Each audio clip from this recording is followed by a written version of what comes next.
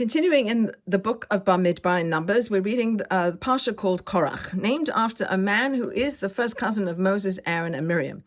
And Korach starts an insurrection against the leadership of Moses and Aaron. And our commentators teach us that Korach is coming from a place of arrogance, coming from jealousy, coming from a pursuit of honor, that it's not a good place that Korach is coming from. And we read in this week's Torah portion that actually what happens to Korach is that the earth swallows him up. And that is the end of Korach. The Kabbalists, the mystics, teach us this concept of Gilgulim, reincarnation. And they teach us that Korach, in this week's Torah portion, is the reincarnated soul of Cain in the Cain and Abel story in Genesis. So going back to the book of Genesis, we read there that the children of Adam and Eve were Cain and Abel.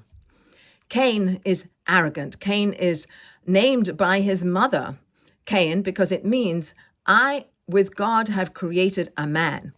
Cain is somebody who is an innovator, a creator, a builder, somebody who partners with God to do something good in the world and has that energy to be able to dominate and to be able to master and to control.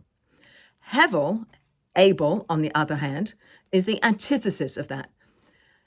Hevel means vapor, nothingness, and represents the energy of humility and submissiveness. The mystics teach us, the Kabbalists teach us, that Moses is the reincarnated soul of Hevel. That if a soul doesn't finish its work or needs some kind of rectification, it comes back.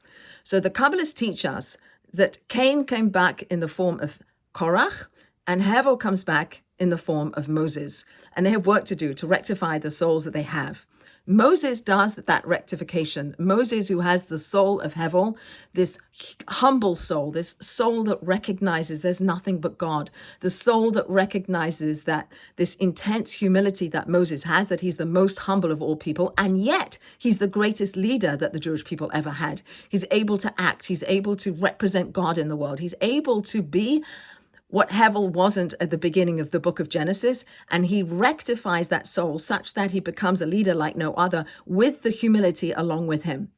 On the other hand, Korach has this arrogance that he has from the soul of Cain, and he doesn't rectify it. He stays filled with arrogance, filled with it's about me and nothing else, and I'm going to master the world and dominate the world, and he doesn't incorporate any humility into his actions, say our sages.